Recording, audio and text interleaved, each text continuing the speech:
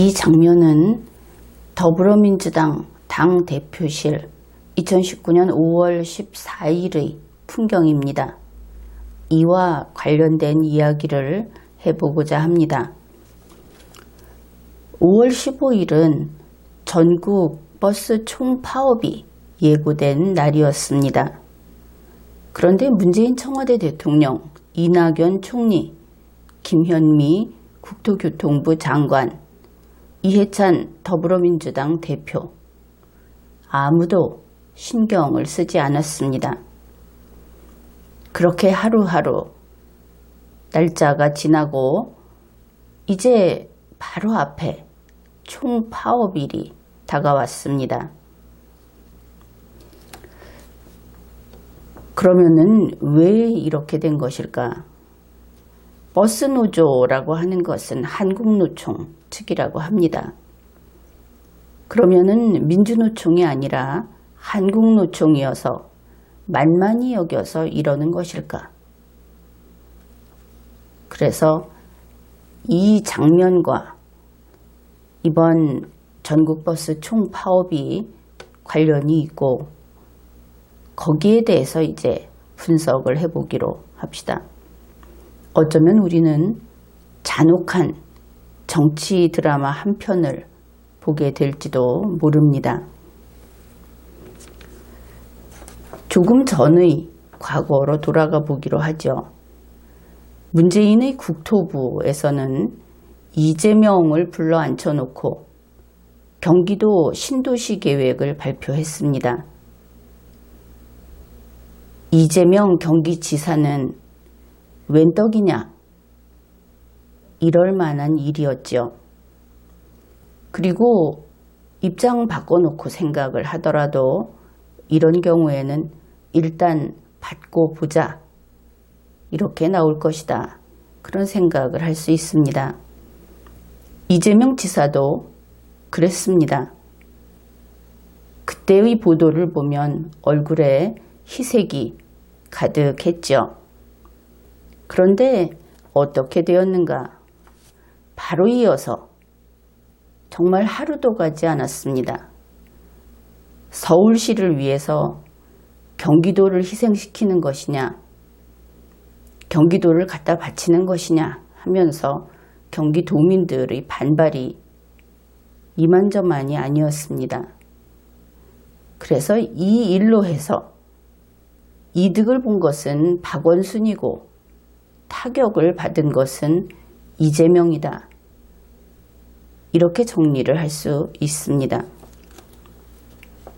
그렇지만 경기도 신도시 계획 발표, 문재인을 위해서 김현미 장관이 나선 이것은 문재인은 다른 목적으로 이 계획을 발표한 것으로 그렇게 알려져 있습니다. 따라서 이 발표로 문재인은 박원순보다는 훨씬 더 큰 것을 챙겼죠. 그리고 그 기회에 그 틈을 타서 박원순 역시 이득을 챙겼다. 그것을 알 수 있습니다. 그러니 이재명은 이번에 바둑을 두었다고 한다면 이번 수는 확실히 잘못 둔 것입니다. 그리고 보면 두뇌 능력이나 기력에 있어서 이재명이 만일 100점 만점에 70점이다. 그러면 박원순은 100점 만점에 90점은 된다. 그것을 알 수 있습니다. 또 달리 표현을 하면 이재명이 촛불이다. 그렇다면 박원순은 숯불이다. 이렇게 이야기할 수 있습니다. 촛불은 입김으로 불어도 그냥 꺼지고 말죠. 그러나 숯불은 바람이 불어도 꺼지지 않습니다. 힘든 상대라고 해야 하겠죠. 그래서 이 사건을 정리하면 이렇게 됩니다. 문재인이 원하는 것을 얻기 위해서 김현미가 이재명을 집어 던졌다. 김현미가 이재명을 집어 던졌더니 어떤 일이 생겼는가? 문재인 좋고, 박원순 좋고, 김현미 칭찬받고, 이재명 부상당했다. 이렇게 정리를 할 수 있습니다. 그 다음에 이제 5월 15일이 전국 버스 총파업이다 그랬는데 그 이틀 전 5월 13일의 일입니다. 이 더불어민주당 당대표 이해찬 대표가 말하자면 귀찮다는 듯이 한마디 합니다. 버스 준공영제를 전국 확대하는 것으로 추진을 하겠다. 이 한마디에는 대단히 많은 의미가 함축되어 있습니다. 정치 싸움인 것이죠. 버스 준공영제라고 하는 것은 버스 업체의 운송 수입을 지방자치단체가 관리를 한다. 그런데 그렇게 하다가 적자가 발생하면 국민이 세금을 납부해서 그것을 채워준다. 이런 제도입니다. 결국 문제를 정부는 손대지도 않고 지방자치단체에게 떠넘김으로써 지방자치단체가 국민의 주머니를 털어내는 이런 방식으로 해결을 하는 그것이 버스 준공영제라고 하는 것입니다. 1차적으로 지방자치단체에게 부담이 되죠. 그러나 돈은 모두 국민이 내야 합니다. 준공영이니까 버스회사하고 지방자치단체가 운영을 하고 그러다가 잘 안 되면 국민이 돈을 낸다. 또 버스 요금을 인상하면 당연히 국민이 돈을 더 낸다. 이렇게 되는 것이죠. 여기에서 우리가 유의할 것은 국민이 돈을 내고 국민이 돈을 더 내는 이런 일을 하면서 아무도 국민에게 묻지 않더라. 자기들끼리 서로 주고받고 사인하고 결론을 내더라. 이 부분입니다. 그 같은 날 5월 13일 국회에 민주당의 이해찬 대표, 이인영 원내대표, 김현미 국토교통부 장관, 정태호 청와대 일자리 수석 이런 사람들이 모였습니다. 그리고 간단하게 의견의 일치를 본 것이죠. 지방자치단체가 우선 버스 요금 올려서 이것을 해결하자. 이 버스 요금을 올린다 하는 것도 묘하게 비틀려진 해결책인 것을 우리가 눈치채야 합니다. 아무튼 이렇게 되니까 서울시가 안 된다고 했습니다. 경기도도 안 된다고 했죠. 왜냐하면 이것은 또 당연히 지방자치단체에게 부담이 되는 일이기 때문입니다. 그리고 안 된다고 버티는 것은 그리 길게 가지 못했습니다. 다음 날인 5월 14일 바로 문제의 장면 이것입니다. 이해찬 더불어민주당 당대표실에 김현미 국토교통부 장관이 있고 이 자리에 이재명 경기도 지사가 왔습니다. 이재명 지사는 여기에서 백기를 들고 맙니다. 바로 버스 요금 올리는 것 경기도가 먼저 올리겠다 이렇게 한 것이죠. 이재명 경기도 지사가 백기를 들었다 하는 것이 어떤 의미가 있는가? 그것은 모든 사람이 기피하는 버스 요금 인상을 앞장서서 최초로 발표를 했다. 이런 점입니다. 경기도는 버스 요금을 200원에서 400원 인상하겠다. 그렇게 밝혔는데 이렇게 되고 보니 경기도 뒤를 따라서 충청남도, 충청북도, 경상남도, 세종시도 버스 요금을 인상한다. 이렇게 밝혔습니다. 이렇게 돼서 결과적으로 5월 15일 현재 파업을 예고했다가 철회한 지역은 대구, 인천, 광주, 전남, 충남 이렇게 되었습니다. 그러면은 파업을 예고했다가 철회하는 것은 어떤 의미가 있는가? 한국노총의 입장에서 전국 파업을 실패했다. 이런 것이 됩니다. 그러면 왜 그렇게 되었는가? 이재명이 선두에 서서 버스 요금을 인상하겠다 이렇게 선언을 했기 때문에 그래서 간단히 무력화돼 버렸다. 물론 미리 임금 협상을 해서 타결한 대구 같은 경우도 있습니다.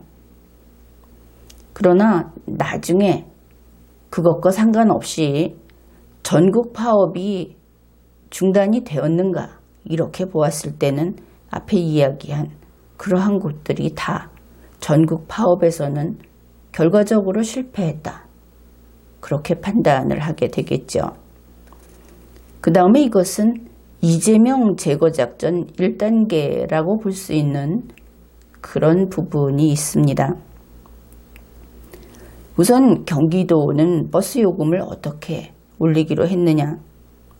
시내버스 요금은 200원을 인상하고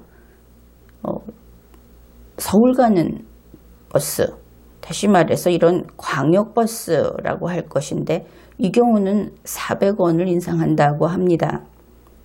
당장은 아니고 9월부터 인상을 하겠다. 인상은 이렇게 됩니다. 그런데 여기에 경기도의 부담은 하나 더 있죠. 광역 급행버스, 영어로 라지 M 이렇게 써서 M버스라고 하는 것, 일반 광역버스. 이 경우에 이제 준공영제를 추진하겠다. 정부가 이렇게 밝혔기 때문에 이러한 부담도 역시 지자체가 지게 되었습니다. 엎친데 겹쳤다. 이렇게 이야기할 수 있는데 그러면은 버스 요금 인상을 함으로써 버스 파업 협상도 끝났는가? 그런데 그것이 그렇지 않습니다. 경기도는 5월 15일 총파업 거기에서만 빠지기로 한 것이지 지금부터 6월까지 계속 임금 협상을 해야, 그러니까 버스 파업 협상을 해야 하는 겁니다. 아직 끝이 나지 않은 것이죠. 그런데 다른 지방자치단체의 경우에 이 버스 파업 협상이 사실은 그 핵심이 임금을 올려달라 이것입니다. 그런데 다른 곳은 어떠냐 하면은 버스 요금을 인상 안 한 상태에서 임금만 협상을 한 그런 예가 있다. 물론 이것은 그 범위에 있어서는, 액수에 있어서는 이쪽이 훨씬 클 수 있습니다. 예를 들면 임금을 얼마나 올려줬느냐. 대구 4%, 광주 6.4%, 인천 8.1%, 그리고 서울은 5.98% 올려달라 하고 협상을 진행 중입니다. 이들은 모두 버스 요금 인상 안 한 상태라는 것이죠. 그런데 경기도는 버스 요금은 일단 올리겠다고 했습니다. 그래서 이 부분에서 경기도 도민들의 비판이 아주 크죠. 그런데 이제 남들은 앞에 이야기한 이 대구, 광주, 서울 이런 데는 임금 협상이 됐는데 경기도는 버스 요금 올리겠다 해놓고도 임금 협상이 안 됐습니다. 그런데 그 임금을 얼마나 올려달라고 하느냐. 현재 310만 원을 390만 원으로 올려달라. 그렇게 요구하고 있습니다. 80만 원을 올려달라. 그래서 비율을 따져보면 대구를 비교해보면 한 8배 거의, 그리고 인천 같은 경우에는 거의 한 3배 이렇게 되는 것 같습니다. 그러니까 좋지 않은 조건으로 지금 많이 올려달라 이러고 있는 것이지요. 그래서 6월까지 이것이 협상이 타결되기 어렵지 않느냐, 이런 전망이 나오고 있습니다. 그런데 이번 이 사건, 이재명 씨가 이렇게 머리를 팍 숙인 이 사건이 뭐냐? 이것이 단지 버스 파업 문제, 버스 요금 인상 문제가 아니고 정치적인 싸움, 그것이 보인다 하는 것이죠. 어떤 것이냐 하면 이번에도 문재인을 위해서 더불어민주당 당대표 이해찬, 국토부 장관 김현미, 이들이 경기도지사 이재명을 집어 던졌다, 그런 사건이다. 그러면 결과는 어떤가? 그것은 문재인 좋고, 또 이번에 박원순, 서울의 경우에는 그냥 5.98% 임금 인상만 협상을 하면 됩니다. 버스 요금 인상 없는 것이죠. 그래서 박원순 좋고, 그리고 이해찬, 김현미는 칭찬받고, 그 다음에 이재명은 뼈 부러지고, 한국노총은 뼈 부러지는 정도가 아니고 이제 낫지 않는 장애가 발생했다, 이렇게 정리를 할 수 있습니다.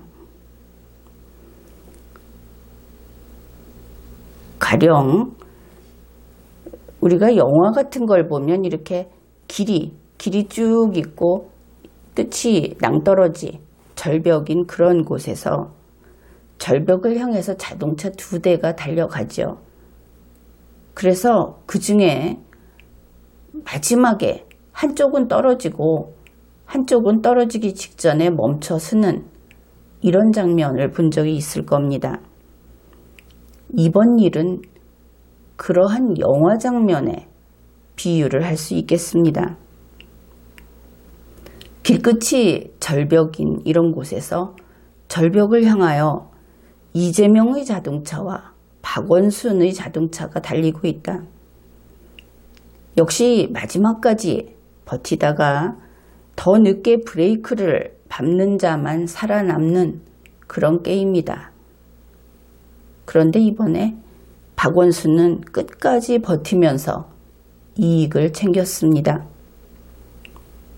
이재명은 그런 배짱과 그 버티는 힘이 없죠. 한심할 정도로 없다 하는 것을 보여주었습니다. 물론 아직 이재명은 목숨은 붙어 있습니다. 그렇기는 하지만 연거푸 2번이나 이렇게 문재인, 김현미, 이해찬의 집단 구타를 당한 이재명은, 그리고 아직 이 협상이 타결이 안 됐고 주민들의 반발과 공격이 앞으로 닥쳐올 것이기 때문에 아직 이 발길질, 또 다른 방향에서의 발길질이 끝나지 않았다, 그렇게 볼 수 있습니다.